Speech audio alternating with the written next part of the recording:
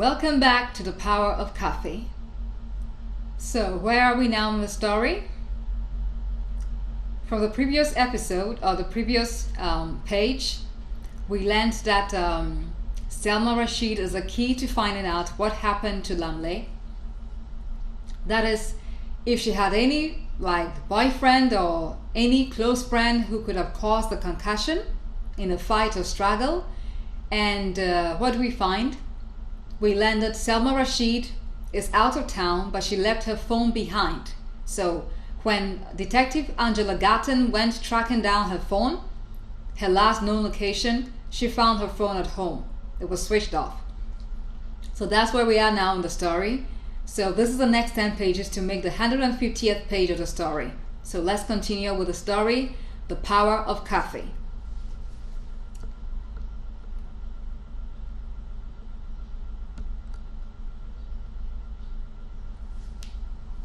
The last known location of Selma Rashid, according to her phone's network provider, was her apartment, which was a short distance from the St. James Specialist Hospital. That was the information that led Detective Gatton to her place once again. There she found her mobile phone, abandoned in her bedroom. It was turned off, but contained the chip. Why did she leave it behind? Was it by accident or was it deliberate? Whatever the reason was, this was what she was counting on to finding out more about Lamle. Nonetheless, the phone had other benefits.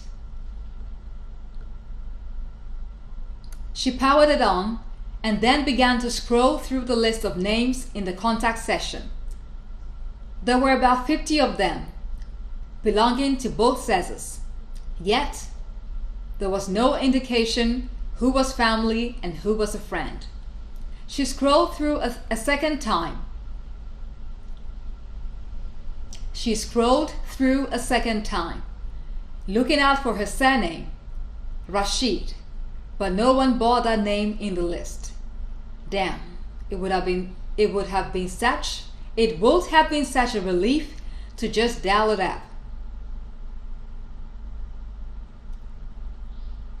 Damn, it would have been such a relief.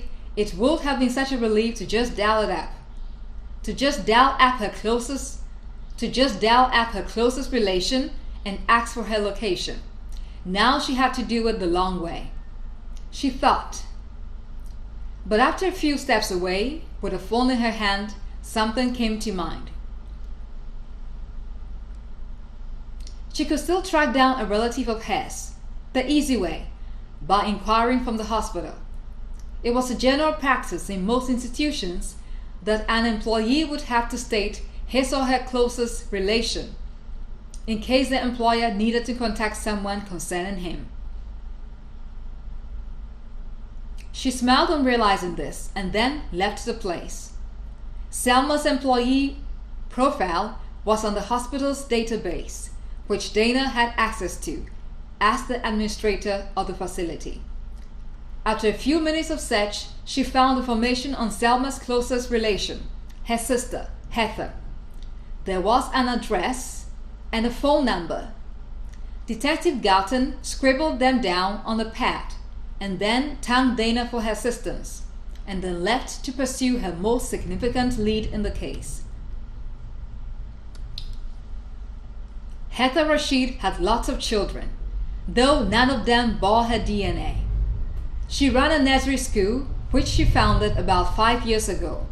However, she had been married to Neil for 7 years before the unfortunate incident that separated them.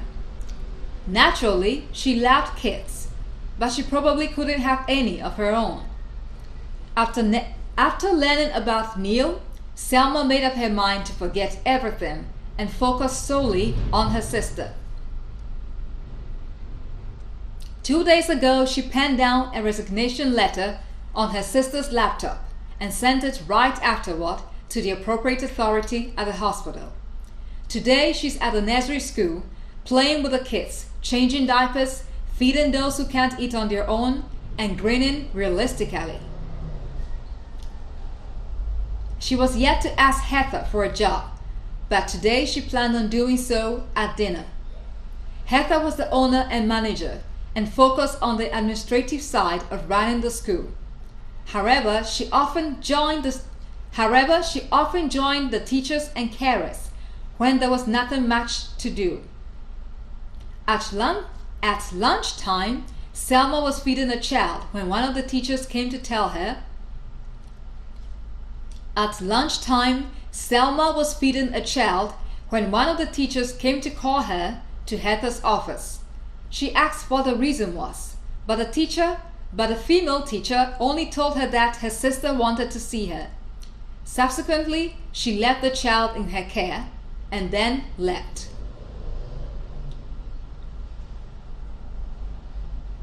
Detective Gatton had arrived there after visiting Heather's home.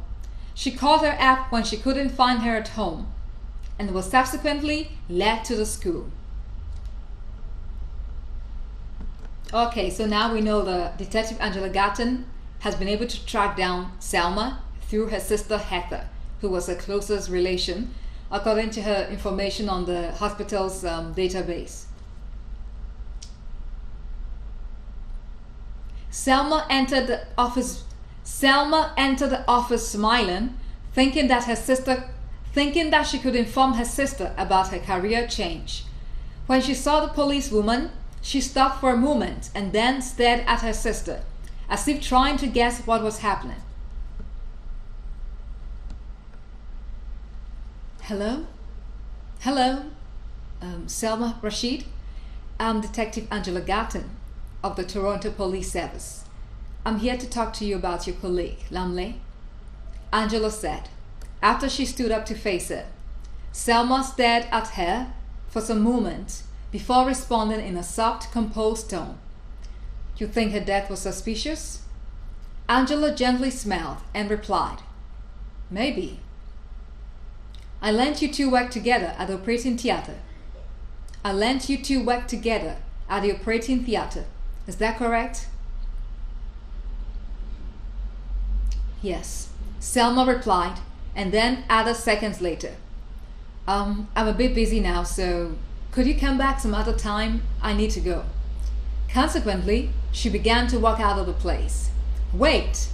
Angela cried, and then went after her. Heather stood up, looking a little anxious, and subsequently followed them outside. Selma was walking quickly, but Angela caught up with her. Selma, wait! Please! She screamed before she stopped. I don't want to talk now. I'm not in the mood, she said in a calm tone. She said in a calm but serious tone. Angela gently nodded, seeing the truth in her face. All right, when can we talk then?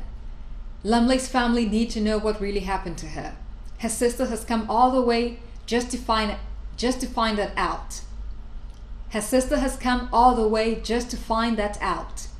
I know you're troubled, but that is precisely why you should tell us what you know about her. Did she have any close friends? Or a boyfriend?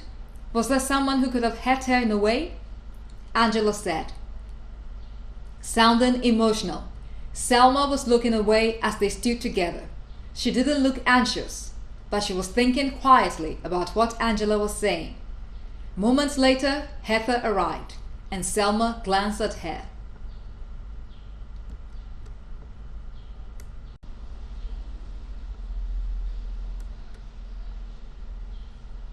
Okay, so now Detective Angela Gatton has come to see Selma.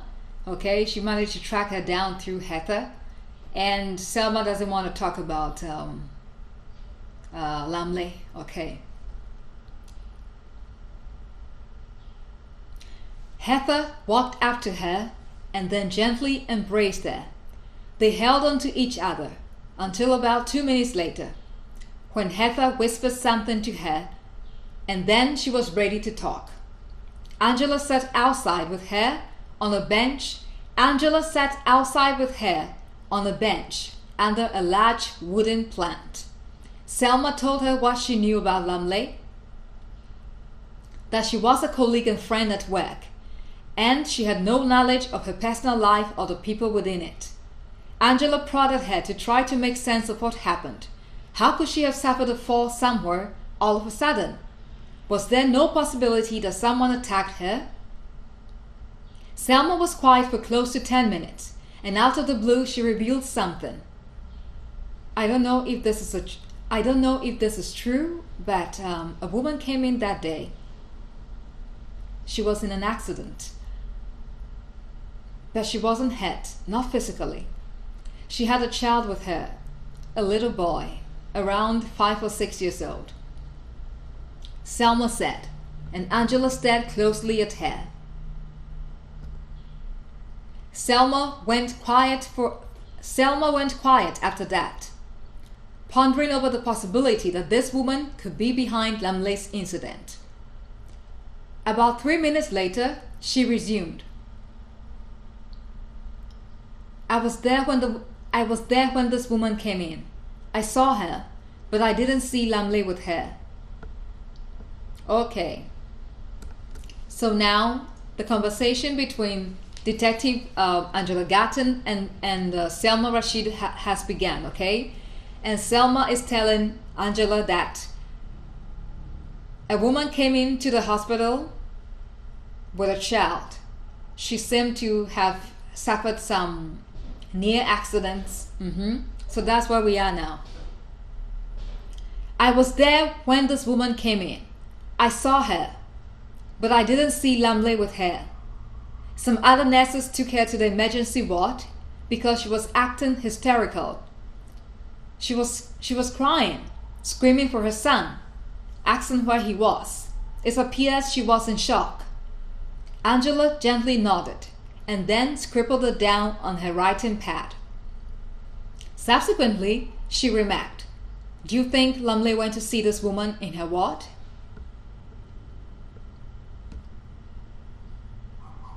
Maybe. She's known for that. If someone came in and there was no one to attend to the person, she could just step in. That's how she is, Selma said, and Angela nodded and wrote it down. Now she has something for the case. A suspect. The woman Selma was talking about was known as Claire.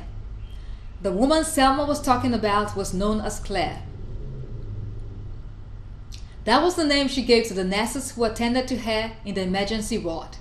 It was the same name on her driver's license, which the police found in her car after arriving at the scene of the near-fatal crash. Her full name was Claire Didier, aged 45 years old, and she was married. She worked as a manager of a large convenience store. Her son Benjamin was a school pupil, but that morning, on March 5, he was not in his uniform.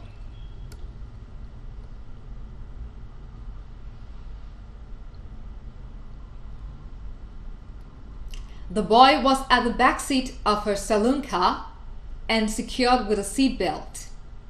Claire had her eyes before her, seemingly on the road, but perhaps her mind was elsewhere.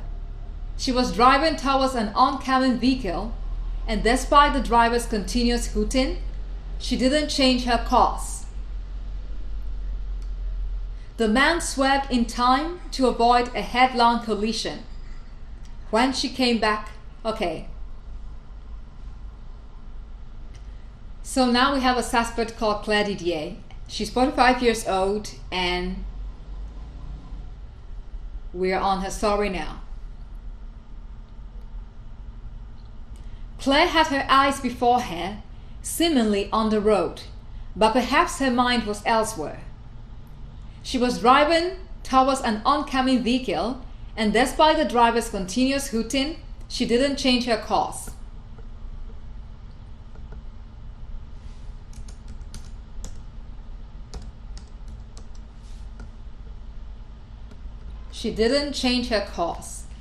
The man swerved in time to avoid a headlong collision. When she came back to her senses, she pulled the brakes to stop the car and then began to scream, catching the attention of the other motorists. A few of them got out of their vehicles to stare at her car, which appeared all right. It was standing in a clear path, a few meters away from the highway. The man who had survived the crash got out of his car after some minutes. The man who had survived the crash got out of his car after some minutes when he heard the screams. He was an elderly person, tall and slender, and appeared to be in his late 60s.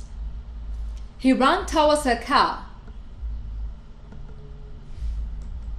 So we are on Claire Didier now, the accident that day that occurred on August 5, okay? That accident that occurred on August 5. The accident that probably led Lumley to meeting her. That's where we are in the story. The man who had survived the crash, that's the man who was going to crash with her, okay? Nearly going to have a head-on collision with her. Got out of his car after some minutes when he heard the screams, when he heard Claire Didier screaming. He was an elderly person, tall and slender, and appeared to be in his late 60s. He ran towards her car, just like some of the motorists had done, and found her sober. Benjamin was out of the car. Benjamin is the child with her. Benjamin was out of the car and in a woman's arms. He was also in tears. Minutes later, a driver took her into his car and drove her to the St. James Specialist Hospital. But she wasn't alone, since the man who saved her life had joined them to the hospital. It's been 2 weeks. It's been 2 weeks since it all happened. Claire was now at work at the supermarket she managed, and Benjamin, her son, was at school. At 3 p.m., the school bus was going to bring him home, and a nice neighbor, Mrs. Dupont, was going to babysit him until his mother returned.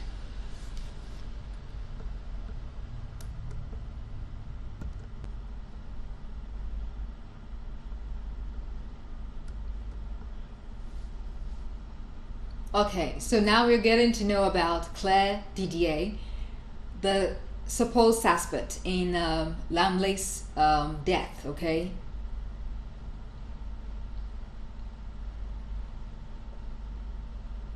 All right. At 3 p.m., the school bus was going to bring him home, and a nice neighbor, Mrs. Dupont, was going to babysit him until his mother returned. This had been the arrangement for about 2 years now. This had been the arrangement for about 2 years now, since Claire moved into the neighborhood 5 years ago. Although her driver's license stated that she was married, she was now divorced. The marriage had ended about 5 years ago, and that is why she was here now. Mrs. Dupont was a stout woman in her early 60s, who lived alone with 2 female tenants. Her children were all living elsewhere, and so she converted her house into a rental home. The women who lived with her were daytime workers. One was an accountant at a bank, whereas the other was a receptionist at a spa. Therefore, during the day, she was all alone. But with Benjamin, okay? So we get to know about Mrs. Dupont, who is Claire Didier's neighbor, and it seems there's a nice relationship between the two. Mrs. Dupont babysits Claire's son, that's Benjamin, whenever he comes back from school. So that's where we are now in the story. Therefore, during the day, she was all alone, but with Benjamin. She made him some cereal porridge every day after school, helped him do his homework, and then gave him a nice bath before his mother finally came for him after close of work at 10 p.m. When Detective Gatton came looking for Claire, she found Mrs. Dupont instead. After knocking on her door many times and calling out her name, Dupont came out to see who it was. "Hello, excuse me, officer." "Hello, excuse me, officer." She called out to Angela, who stood about 100 meters away. Angela smiled and then walked up to her. "Hi, I'm Detective Angela Gatton from the Toronto Police Service." "Right. And you're looking for Claire. Why, is there a problem?" The woman interrupted, looking concerned. "No, nothing like that. I just need to verify something with her, that's all." "Do you know where she is?" Angela said in a casual tone. Dupont stared at her, looking a little pensive. How could she know what this was about? And what if this policewoman was going to arrest her friend, her good and kind friend? She pondered it over until Angela softly called out to her after 3 minutes of silence. "Ma'am, do you know where I could find her?" "No, I'm sorry. I don't know where she is," Dupont promptly said, and then began to stroll away. After some moments, Angela stared at her, wondering how she was going to get information out of her. Suddenly she cried, "I need to talk to her about her mother." That made her stop for a moment, but she didn't turn. She was thinking about it. When Claire moved into the neighborhood about 5 years ago, she said nothing about her family.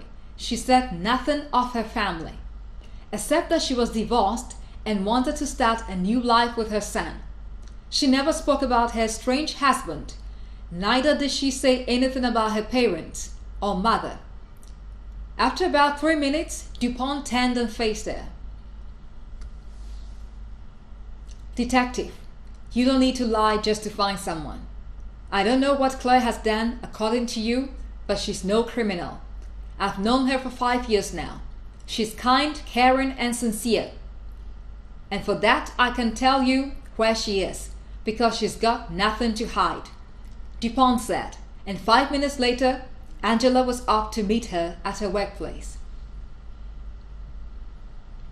Claire was at the shop, checking on the record of sales, when Angela came in. There were quite a number of shoppers around, nearly 20 people. And there were a few salespersons, two young women and a young man. The women were attending to those checking out of the shop, while the man was sitting with Claire at a table in a corner. The women were attending to those checking out of the shop, while the man was sitting with Claire at a table in a corner. Because he was facing her, she didn't see the policewoman, but later she did, after the young man turned around by instinct. Claire looked stunned on seeing Detective Gatton. She was still seated until the young man got up to inquire about her coming. Detective Gatton appeared to be walking towards the register, but stopped when he spotted the man. And then Claire. She began to approach them and then asked the man when he was close enough. "Hi, I'm Detective Angela Gatton of the Toronto Police Service. Is your manager around? Claire Didier?" "Officer, I'm right here," Claire announced in a casual and composed tone. Angela smiled and then gestured with her hand that they could sit. But Claire gently shook her head and then remarked, "Let's talk in my office." Consequently, they left the store. So now Angela Gatton has gone to see Claire Didier at her business, okay? She runs a supermarket, so she's gone to meet with her because she happens to be the only suspect they have in Lumley's incident that led to her demise. The office was within a building that had other offices in it, but it was on the ground floor, and so they didn't need to go up a flight of stairs or use the elevator. Okay. The office was within a building that had other offices in it, but it was on the ground floor, and so they didn't have to go up a flight of stairs or use the elevator. It was a nice room for an office, It had framed photographs of her son, Benjamin, one on the wall and another on her desk. There were 3 small vases containing some lilies and tulips which stood against the open windows. The entire walls of the room were draped in stylish terrazzo, giving it an exquisite look. Angela smiled in observing the place and wondering if she had a hand in it. Angela smiled in observing the place and wondered if she had a hand in it. Claire took her seat before Angela did, and then she opened the chat. "Detective, is there a problem?" she said in a casual tone, void of any anxiety. No problem. Miss Claire, you were recently No problem. Miss Claire, you were recently in an accident that occurred on August 5. Am I correct? Yes, but nothing happened. No one got hurt, she replied, sounding a little nervous now. Yes, fortunately, but you had your son with you, and he could have got hurt. I know. I was a bit tired, okay? It was a mistake. It will never happen again. Calm down, please. I'm not here to condemn you. I just want to ask you about someone you may have met while at the hospital. Who? It's a nurse. Her name is Lamley. She works at the emergency unit. And it's likely that you met her after you were brought in, after the accident. Angela said, and then took out a photograph of Lamley from a small book in her hand and gave it to her. Claire was slow in accepting it.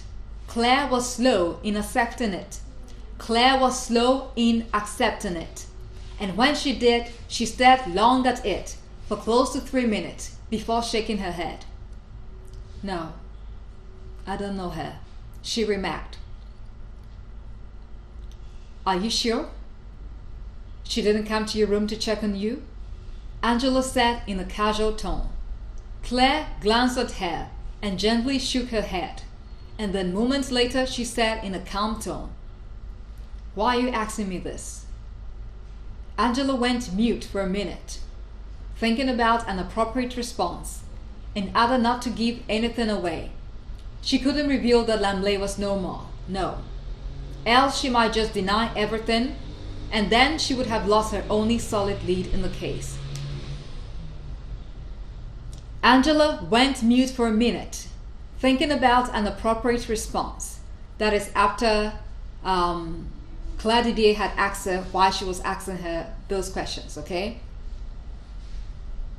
After showing her the picture of Lamley, she asked her if she had met her at the hospital.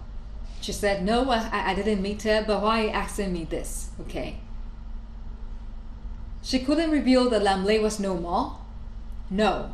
Else she might just deny everything, and then she would have lost her only solid lead in the case. Alright.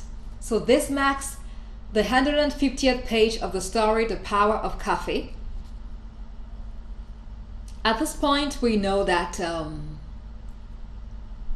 Claire Didier, the 45-year-old woman who suffered an accident, a near-fatal accident, on August 5, the same day that Lamley fainted at the hospital, she is the main suspect, okay? This is what we know now. We also know that Angela Gatton, okay, Detective Angela Gatton, has been able to track her down to her workplace and is questioning her.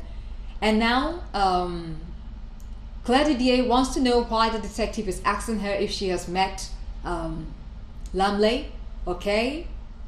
And Detective Gatton is trying to give her a good response so as not to give away information about Lamley's present state, that she's dead, because she fears that if the woman got to know that Lamley was dead, she would just deny having met her. Okay, so that's where we are now in the story. This is the 150th page of the story, The Power of Coffee. Okay, a story about Martha, who inherits a coffee shop after the owner dies. That's Betty dies, and later on becomes a popular a rendezvous for celebrities, and Cassandra comes along the way and won't so quiet. We haven't got to Cassandra's party yet, but where we are now in the story, we know that Betty's dead, Lumley, her daughter, is also dead, and now Madeline Boyson, Lumley's friend, has gone to Canada to get her body back, but she also wants to know what happened to her. So an investigation has begun into Lumley's demise, okay, the concussion that caused her death. So this is the end of page 150 of the story. Join me next time for the next 10 pages to get to the 160th page of the story, The Power of Coffee. See you next time.